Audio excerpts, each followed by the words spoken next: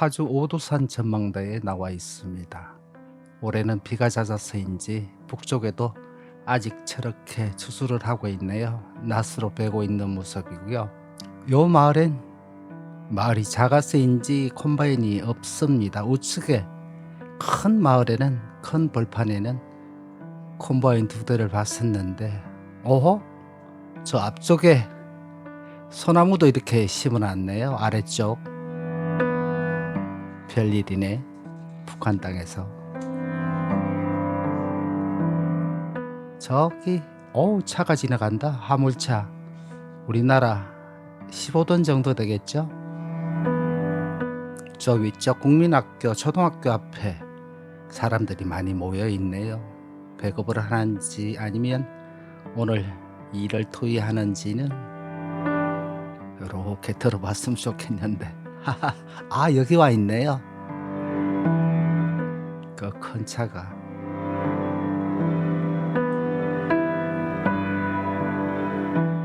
뭘 하나? 아하, 보니까 배추를 싣고 있네요. 아마 김장 준비를 위해 저기다 싣고 도시로 가나 봅니다. 사람들이 꽤 많이 있네요. 들어올 때 보니까 차 위에 사람들이 많이 타고 있었는데 아마 일할 인부를 같이 태우고 온 듯 합니다. 저는 별 생각 없이 저 사람들이 저렇게 사는구나 생각했었는데, 요즘은 내가 사는 이 땅이 더 답답하고 숨막히게 느껴집니다. 저는 정치와 전혀 상관없지만 왠지 그런 생각이 드네요. 아래쪽엔 마차로, 이쪽에 보이지 않던 산 뒤쪽에 논에서 저렇게 비를 싣고 들어가나 봅니다. 그저 저런 모습 역시 저긴 김정은의 나라라, 내가 성관할 바가 아니다 생각했는데, 근래 우리나라 사정 가만히 생각해보면 정말 내가 사는 이 땅이 더 답답하고 숨막히게 느껴집니다. 전과 사범, 수많은 범죄 혐의로 재판을 받고 있는 사람이지만 국민들 다수가 투표를 했으니 인정은 할 수 없지만 그러면 기대라도 해보려고 했습니다. 하지만 그 기대는 역시나 오래 가지 않았습니다. 재판 중지 결정이 내려졌을 때도 판사들도 사람들인데 가족도 있고 부인도 있고 어쩌겠나 하는 그런 생각이 들었습니다. 그리고 내 스스로를 설득해 보려고 했습니다. 그러나 최근 여당과 정부가 국정감사에서 보여준 모습들, 국민의 대표가 아니라 권력의 방패처럼 행동하는 그 태도에 실망과 분노를 감출 수가 없었습니다. 과연 그들이 국민을 위한 정치인들일까요?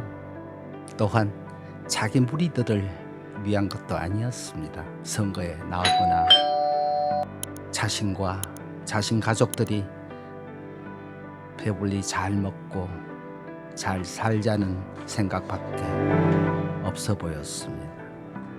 용산의 권력들과 여의도 권력들, 핵심 인물들이 국민이 납득하기 어려운 논리로 특정 인사의 국감 출석을 막고 국민을 속이려는 듯한 태도를 보일 때마다 그들의 진심이 무엇인지 묻게 됩니다.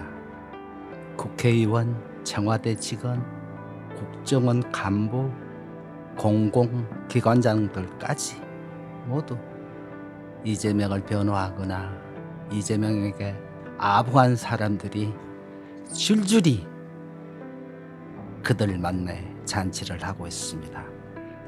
국민은 고개를 갸웃거리거나 말거나 상관없습니다. 또한 그들은 국민의 눈치도 보지 않습니다. 북적의 체제는 여전히 닫혀있고 이민은 고통 속에 살고 있습니다. 그런데 요즘의 한국 사회를 보면 도대체 우리가 저들과 뭐가 다를까 하는 생각이 듭니다. 말이 자유로운 나라라고 하지만 이제는 중국을 비판하는 것조차 법으로 막으로 구하고 있습니다. 기가 막힌 일이죠. 이제는 짱깨 소리도 못할 지경이 되었습니다. 몇천 년 동안 한나라, 청나라, 명나라, 그렇게 굴욕을 안겼던 그 나라를 이제는 상전처럼 대하라고 법으로 만들고 있습니다. 일본, 미국은 마음대로 욕을 해도 되고 저 짱깨 소리를 못하는 게 이게 못하게 하는 게 나라입니까? 일본에겐 축창을 들고 미국엔 성조기를 불태우고 찢어도 상관이 없고 중국에겐 안 된다는 것이 섭섭하고 저들의 속내가 의심스럽습니다. 아마도 이 대한민국을 북한에 가져다 주거나 중국에 가져다 줄 속셈인지는 아니겠지요.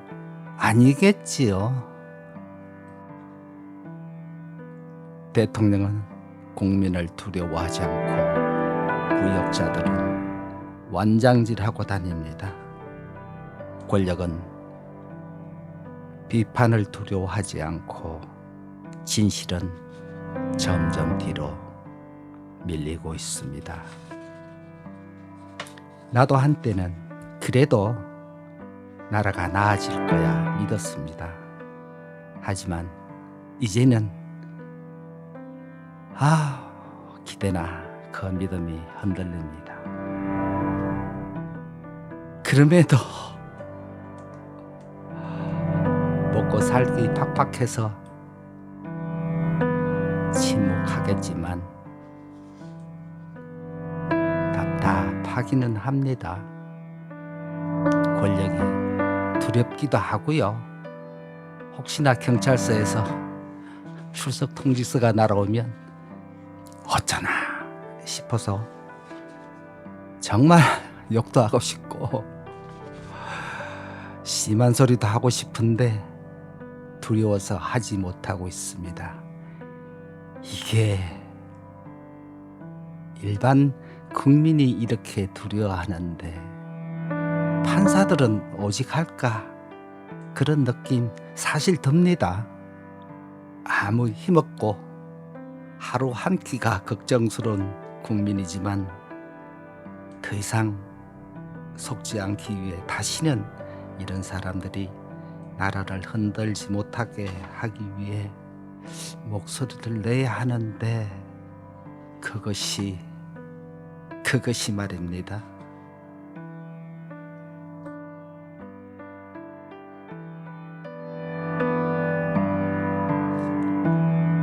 저들의 변화를 요구하는 것은 무리인 듯합니다.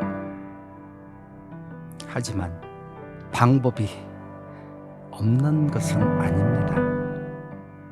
저들이 아니라 우리 자신이 빨리 변해야 합니다.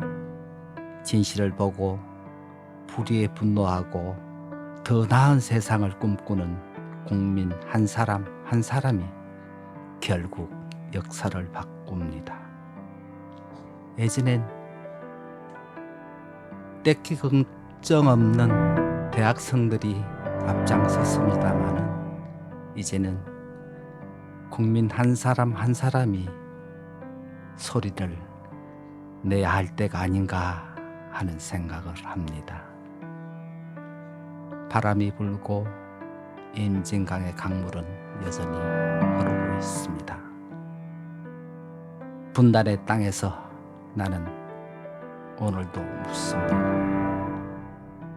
이 땅은 정말 국민의 나라인가요?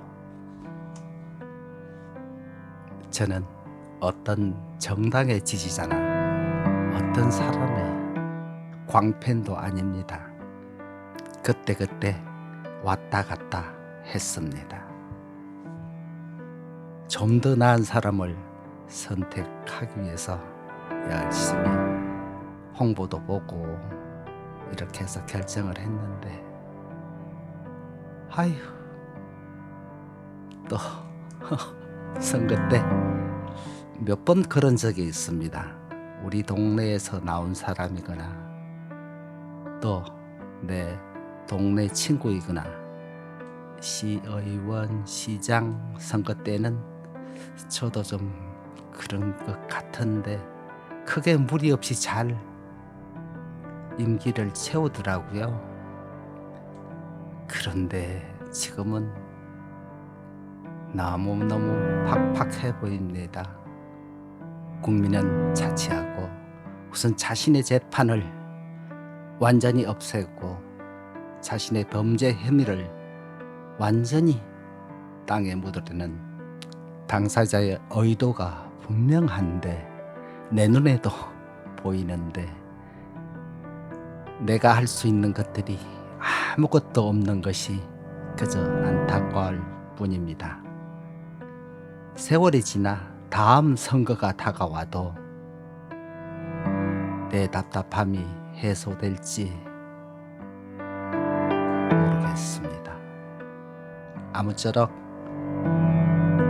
국민 모두가 상식적으로 이해할 수 있는 그런 사회, 그런 대한민국이 되었으면 좋겠습니다.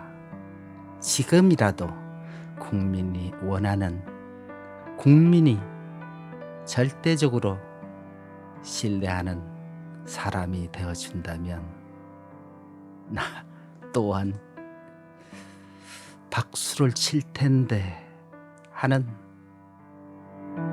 기대를 해봅니다. 감사합니다. 좋은 하루 되십시오.